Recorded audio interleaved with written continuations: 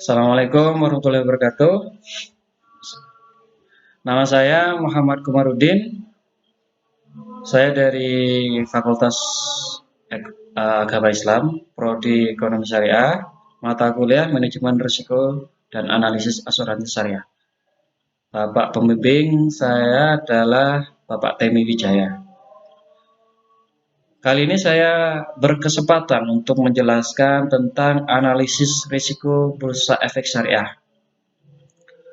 Ya, bursa efek lebih dikenal adalah penyediaan tempat atau lokasi agar bisa mempertemukan yang satu dengan yang lain. Seperti misalkan tempat jual beli, nah itu bursa ya, kalau kita kenal bursa itu bursa saham atau hal yang lainnya. Bursa efek syariah adalah pihak yang menyelenggarakan dan menyediakan sistem atau sarana untuk mempertemukan antara penjual dan pembeli. Nah, misalkan kalau contohnya itu seperti pasar, ya, di pasar, tapi yang menyediakan tempatnya adalah para para oknum-oknum syariah. Artinya kita memperkenalkan hukum-hukum syariah di tempat yang kita sudah sediakan, seperti itu. Itulah mungkin sebatas pengenalan tentang bursa efek syariah. Jenis-jenis efek syariah itu sendiri ada saham, ya, ada suku, reksadana, dan beranggunan aset syariah. Prinsip bursa efek syariah itu sendiri tujuannya ya sama hal dengan yang pertama saya jelaskan, untuk memperkenalkan hukum-hukum syariah, antara jual belinya dan akad-akadnya, ya yang tergandung di dalam hukum-hukum syariah itu sendiri.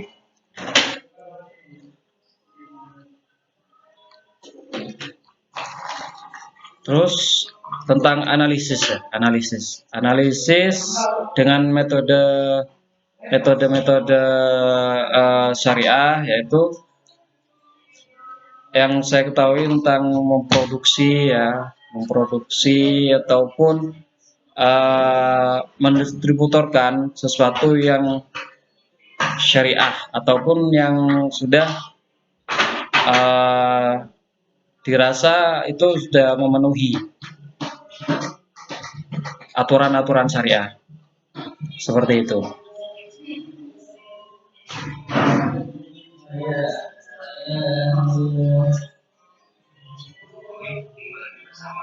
Adapun juga hal-hal yang dilarang oleh badan-badan syariah itu misalkan seperti jual beli yang tidak diperbolehkan. Misalkan contohnya ya alkohol ataupun hal-hal yang tidak dihalalkan menurut agama Islam. Karena syariah ini lebih condong kepada agama Islam, seperti itu. Nah, risiko-risiko itu sendiri terdapat di lapangan, itu ada juga di perbankan, misalkan di harga saham itu ada. Nah, seperti misalkan harga saham melambung tinggi, ya.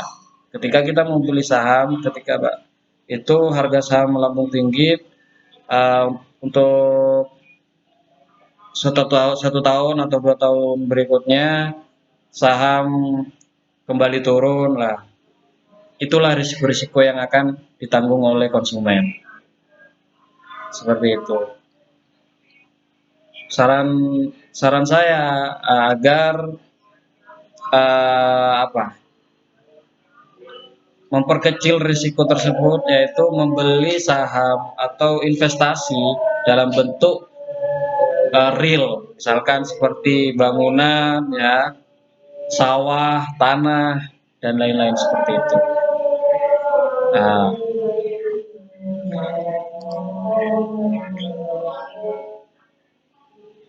ada juga risiko bursa efek jasa, ya, seperti misalkan jasa apa yang itu melanggar syariah. Artinya jasa-jasa yang dilarang, seperti prostitusi itu kan jasa, ya, jasa pelayanan. Nah, itu juga dilarang. Jasa antar barang narkotika atau apa misalnya, itu dilarang. Sampai di sini mungkin saya menjelaskan tentang beberapa risiko bursa efek jasa dan risiko bursa efek harga saham yang itu tergantung dalam uh, analisis risiko bursa efek syariah. Sekian dan terima kasih. Assalamualaikum warahmatullahi wabarakatuh.